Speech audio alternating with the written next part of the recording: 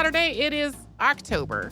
Today's classic is one where we kick things off being very excited about it being October, and that is The Bell Witch. Oh, I love this story, and it originally came out on October 5th, 2016. Enjoy.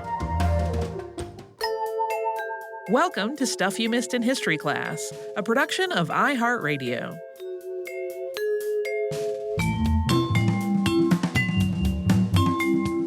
Hello and welcome to the podcast. I'm Holly Fry. And I'm Tracy V. Wilson. Tracy. What? It's that time of year again. Is that time autumn? It's the best time of year, not just autumn, but Halloween-y time.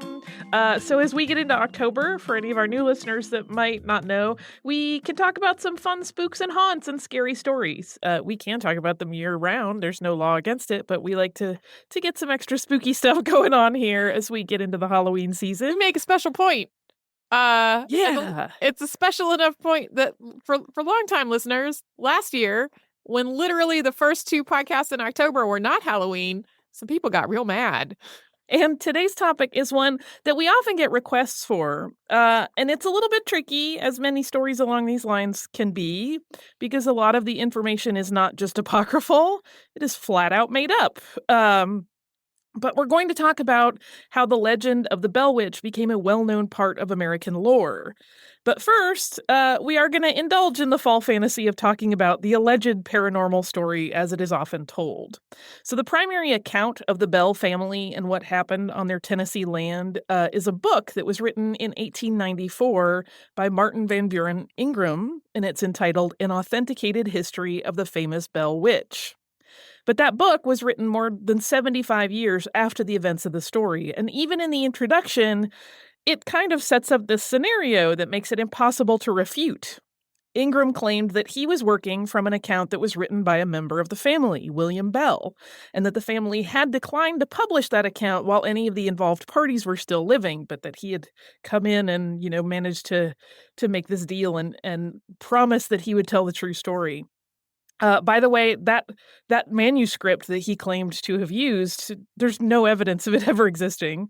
But he also, and when I say he, I mean Ingram, also acknowledges that many people had already come to the conclusion that the entire haunting was a hoax, possibly perpetrated by members of the Bell family for some sort of financial gain.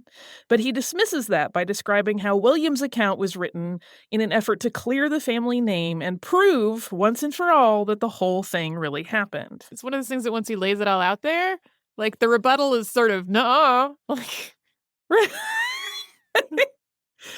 Right. So first, we're going to talk about the story as it is laid out in that book, and then we will talk about it from a more skeptical perspective. The story all starts with the family patriarch John Bell, who was born in Halifax County, North Carolina in 1750. He apprenticed as a cooper for a while, but eventually decided to become a farmer. At the age of 32, he got married to Lucy Williams, who was 20 years younger than he was. Yeah, that was one of those things that when I first did the math there, I got real creeped out, and then I was like, oh, this can't be right. And then I kept looking at other sources, and it kept lining up. The couple had their first child, a son named Jesse, 8 years later. So at that point, Lucy would have been 20 in 1790. And the Bells initially did really well with their farm in Edgecombe County, North Carolina. And they also had 3 more sons over the course of several years. Starting in 1801, though, they started to have issues with their crops. And eventually they decided to leave that farm in North Carolina and move west, as so many of their friends and acquaintances had already done. So in 1804, John, Lucy, and their children, along with a slave named Chloe, who had been given to the couple by Lucy's father when they got married, and Chloe's 8 children made their way to Red River, Tennessee. This is near the area that's now known as Adams, Tennessee, which is not far from Nashville. And the Bells were welcomed into the community, where John bought a home and some property that included both barns and an orchard. And the family established their farm, and they were, again, pretty prosperous. And everyone really adored Lucy. That comes up over and over, that everyone just loved this woman. And over time, Bell added to his land holdings, and he became one of the most wealthy, influential, and respected men in the area. As the farm got bigger, as is so often the case, the family did too. The Bells had several more children, including a daughter born in 1805 named Elizabeth. She was called Betsy, and she becomes central to this whole haunting legend.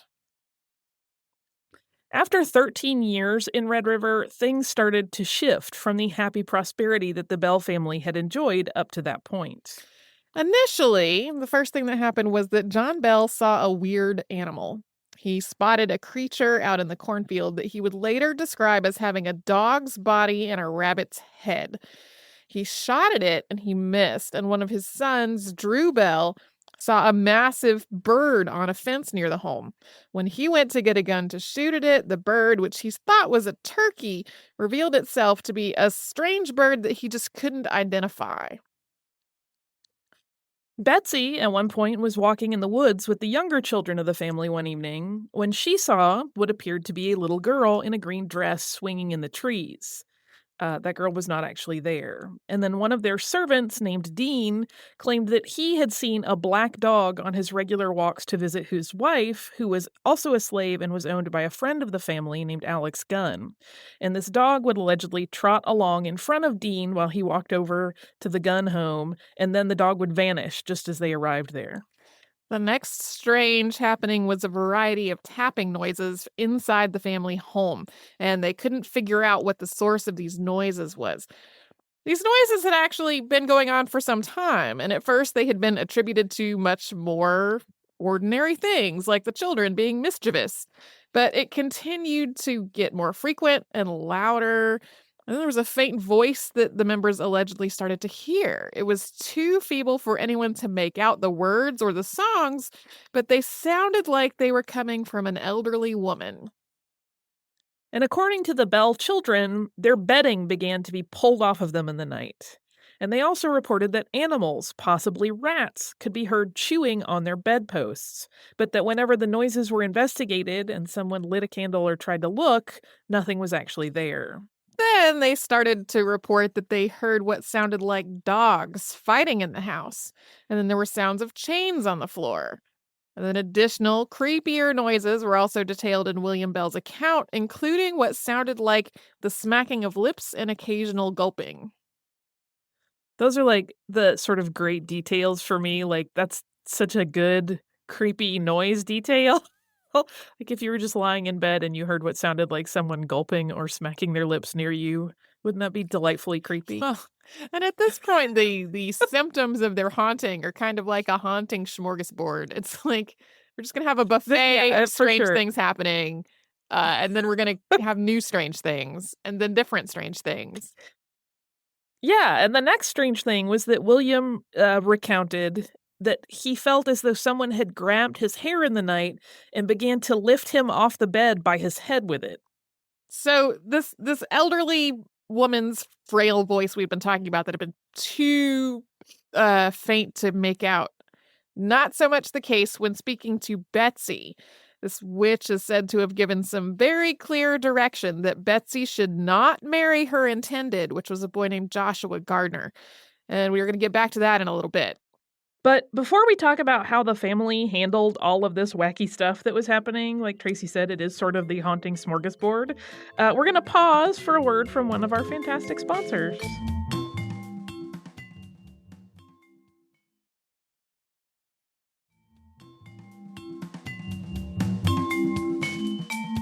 So, getting back to the Bells, John Bell, the patriarch of the family, started to have some medical issues during all of this, and his condition gradually worsened.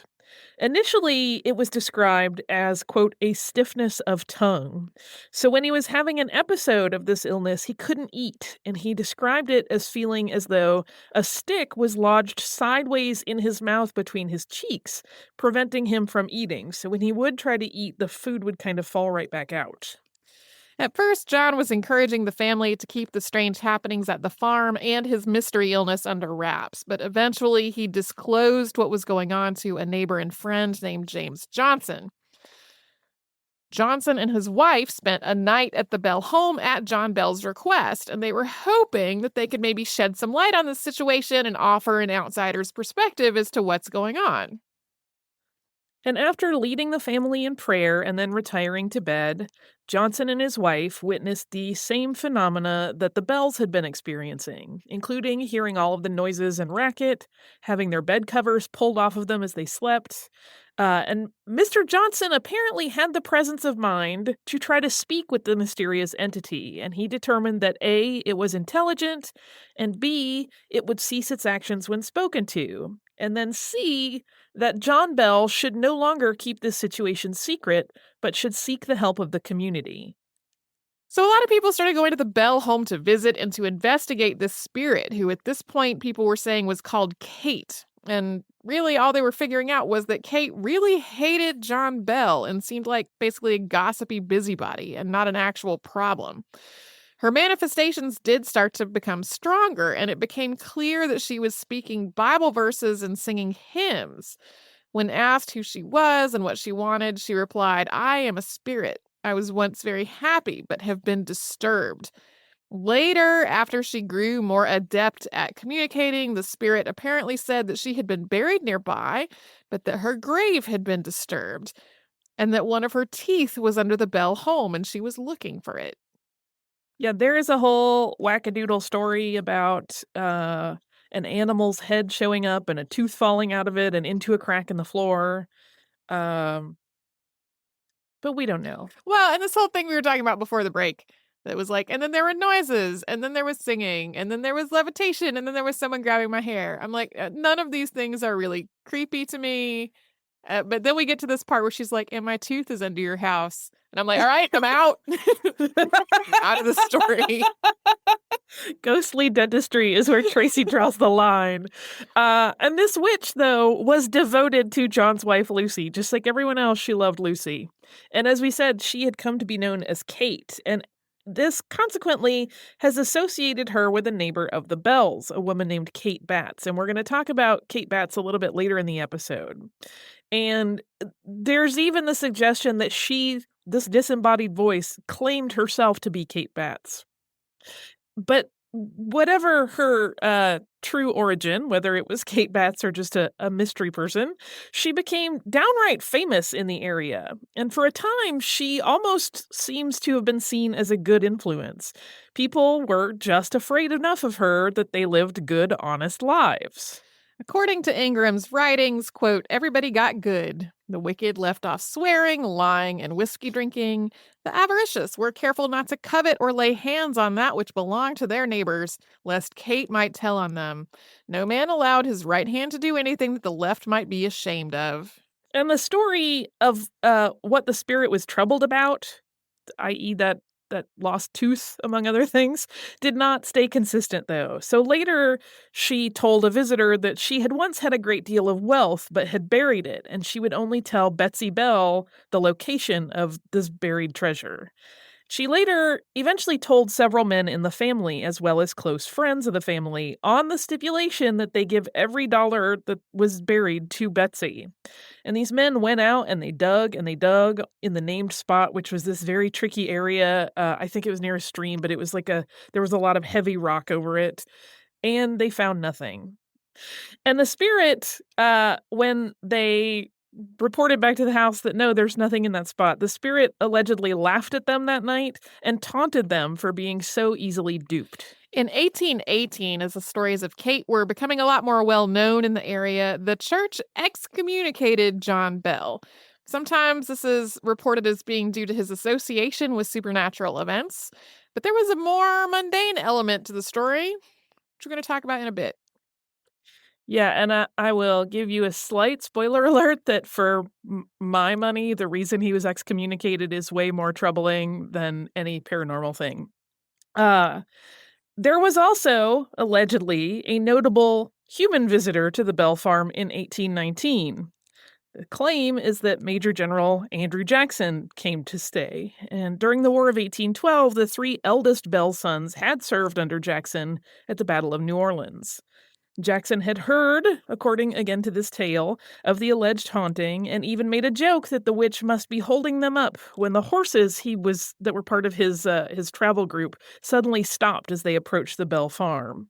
And according to Ingram's accounts of the visit, this entourage that was following Andrew Jackson was intending to spend a week there, but they left after just one night. She went on to spin different yarns to subsequent visitors to the Bell home, claiming at one point to be the spirit of a young girl and another to be the ghost of a family friend's stepmother. Nothing was consistent, much like all the earlier symptoms of the haunting. And it seems like things were shifting away from jovial toying into being a little more sinister. At one point, when family friend William Porter was staying at the house, Kate claimed to want to get in the bed with him, and he said that the bed covers slowly twisted into a human shape next to him and sort of curled up next to him. And thinking at that point that he had the witch captured, Porter picked up all of those bedclothes and intended to throw them in the fire, but they began to emit a really foul smell and he dropped them on the floor. In September of 1820, Lucy Bell had pleurisy, and the spirit allegedly acted as a nursemaid, singing to her and checking in on her in what's described as a very loving way. According to William's account, Kate even brought hazelnuts and grapes to the sick woman. And the manifestations then had shifted from irritating. We said they kind of ratcheted up and were less jovial, but then they became downright chilling.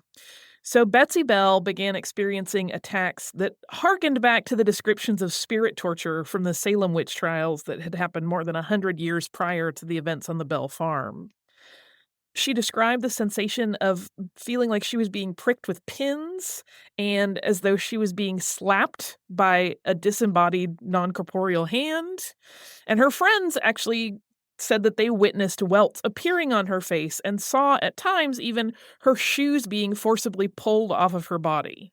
The attacks on Betsy slowly subsided, but as they did, John Bell's health really deteriorated.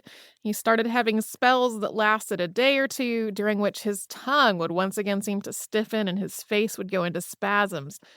Once these spells had passed, he seemed to be in fine health and he went about his life, but the incidents became more frequent and longer and more severe over time. Additionally, John Bell was tormented in a more assaultive way. He started to experience this feeling of being slapped in much the same way that Betsy had described, as well as also having his shoes jerked off of his feet repeatedly as he attempted to walk in the fields. On the morning of December 19th, 1820, John Bell could not be roused from sleep. A vial was found near his body that contained a dark liquid. And according to William's story, the family sent for a doctor from Port Royal, and the spirit could be heard saying that the family patriarch would never rise from his bed again. This part's really hard for me, so if you're an animal person, maybe don't listen for the next 20 seconds. The remaining contents of that mystery vial were tested by giving it to a cat, and that cat, of course, quickly died. The remaining bits of liquid were thrown in the fire and then produced a blue flame. John Bell died on December 20th, and the witch is said to have sung joyously throughout his burial there on the farm. After John's death, the spirit is said to have largely stopped in her activities, although she lingered into 1821 before she told Lucy that she would go but return another 7 years later. Of course, she stayed true to that in Ingram's book and appeared at the farm again in 1828. So when she reappeared, she started doing the same sorts of things as she had been doing early on in 1817, tapping around the house, pulling covers off of beds. But this only went on for 2 weeks, and then Kate once again vanished. So at that point, William, his brother Joel, and their mother Lucy were the only people still living in the house, and they had all agreed to ignore the spirit and not engage with it. And apparently that worked, as she left the Bell family seemingly for good. And now that we've given some of the highlights of the Bell Witch's time in Tennessee as based on William Bell's alleged recollection, we will talk about things from a more critical perspective. Before we do that, we're going to take a brief word from a sponsor.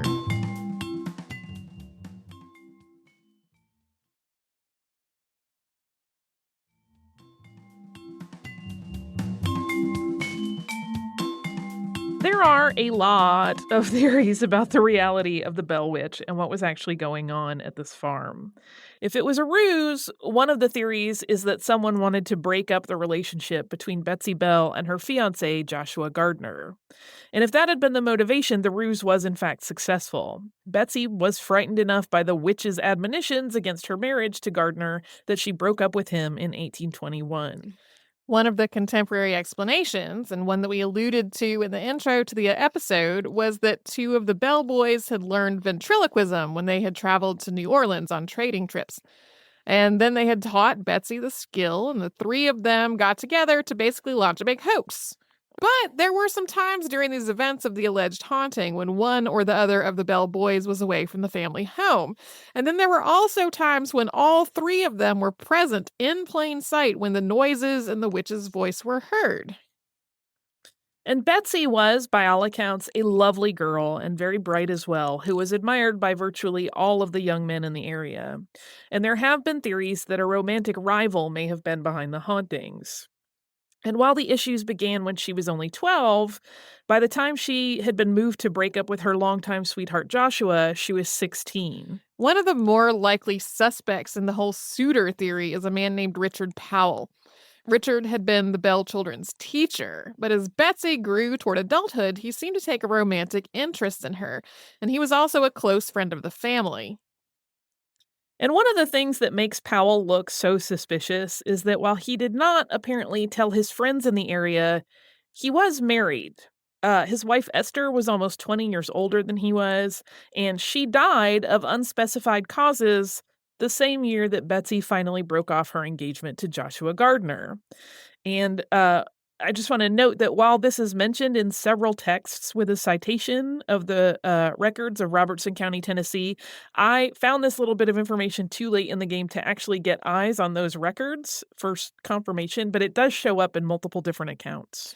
Richard Powell started to openly pursue Betsy after her ties to Gardner were severed, and he and Betsy were married in 1824. Richard died 17 years later, and Betsy remained a widow for the rest of her life until her death in 1890. So, yeah, some people think that that sort of chain of events points circumstantially to Richard Powell having orchestrated the whole thing. And remember that thing about John Bell being excommunicated from the church? It did not have to do with anything paranormal. It actually had to do with some shady lending practices and some usury in relation to the sale of slaves. So John Bell was basically making some shady business deals, and the church did not like that. So that is why he was excommunicated. It did not have anything to do with demonic possession. Another incongruity from the Ingram book, which is the primary source that most other Bell Witch authors draw from, is that visit from Andrew Jackson. There's never been anything to document Jackson making this trip, and Andrew Jackson never wrote about it in his personal diaries. One would think that such a novel experience would merit at least a line or two in a diary. Yeah. And as for Kate Batts, it's kind of a world of no. While there have been a vast array of rumors about her, including that she and John Bell had a bad business dealing that led her to curse him, and another that she was in fact pregnant by John Bell and that he killed her, she actually died decades after John Bell, so she could not have been vengeance haunting him, and he definitely did not kill her. It does appear, at least in the Ingram account, that Kate Batts was kind of an outsider in the community and was viewed with some suspicion. She was loud and brash, which for a woman in the late 18th and early 19th century basically meant scary. Rumors of witchcraft had been attached to her at various points in time, but more because it seems like she was peculiar and not because of any actual malicious behavior. So it seems like she was really more of a convenient figure for the people making up this story to pin on her, rather than somebody that actually was a ghost. And there was, even in that first account, the link between the two, suggesting that Kate Batts was somehow manifesting the various events through witchcraft. But apparently, even when the Bell Witch was being perceived as a good thing, Kate Batts was incensed to be associated with it. So that idea really doesn't hold much water. And she was, also, we should point out, Lucy Bell's niece. She was related to the Bells. Her father was actually Lucy Bell's brother. And there's also no record of this business deal gone bad between her and John Bell that instigated this ill will, and there's no real motive for her to go to so much trouble to pester this family. On top of all these facts that don't really add up, there's the matter of the Ingram book and its truthfulness. Ingram, a newspaperman, was writing it 2 generations removed from the actual events. We always talk about how unreliable even fresh eyewitness accounts can be. So even if he did have a manuscript that really was written by William Bell, that manuscript would have been written, according to Ingram's own introduction, in the 1840s, 20 years after the then adolescent William had experienced the so-called Bell Witch events. So it's like, number one, a book Ingram was writing much later, after William Bell had allegedly written it down 20 years after it had purportedly happened. And there's also the possibility that Ingram assembled this tale as a deceptive fiction to capitalize on its sensational nature. There are just enough verifiable details about the family that it might convince readers, while the supernatural elements of it are entirely unverifiable. None of it really passes muster as a true historical account of this alleged haunting. And then, this reminds me of when we were talking about Anne Bonny and Mary Read. One of the things that seems the most telling about how this whole account is that Ingram was incredibly insistent about how it was completely indisputable. Here is a passage that we're going to read that's particularly unrelenting in how no one with any integrity could possibly ever doubt it. Knowing the character of the men and women who testify to these things, no one can disbelieve them or believe that they would have willfully misrepresented the facts. Nor can it be reasonably said that so many reputable witnesses had fallen into an abnormal state of mind and were so easily deceived in all of their rigid investigations. A man may be arraigned for trial on the charge of murder, the court and jury knowing nothing about the facts and circumstances, but they are bound by both physical and moral law to believe and find the man guilty on the testimony of reputable witnesses, detailing the facts and circumstances, and yet may form no opinion or idea as to the state of mind or cause that prompted the prisoner to commit the murder. So it is in this instance. The testimony is convincing of the truth of the wonderful phenomena at John Bell's, but the motive or cause is beyond our comprehension, and to this extent, the facts must be accepted. It really happened, y'all. You're horrible if you doubt it.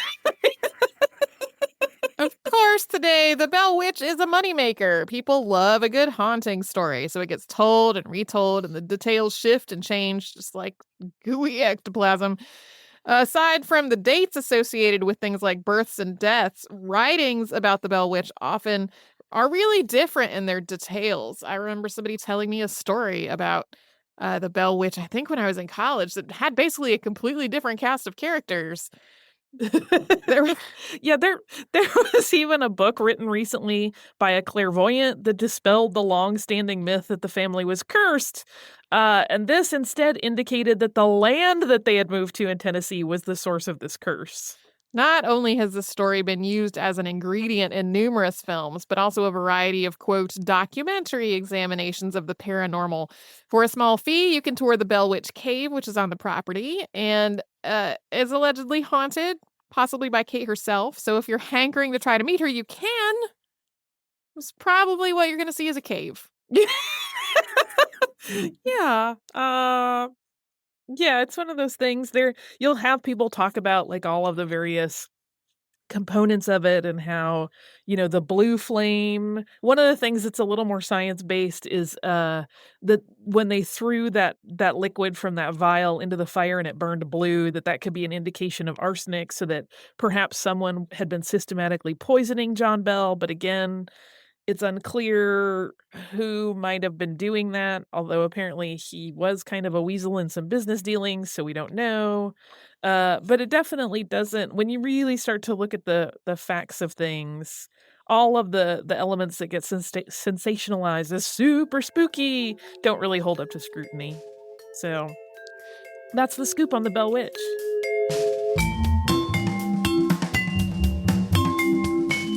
Thanks so much for joining us on this Saturday. If you'd like to send us a note, our email address is historypodcast@iheartradio.com.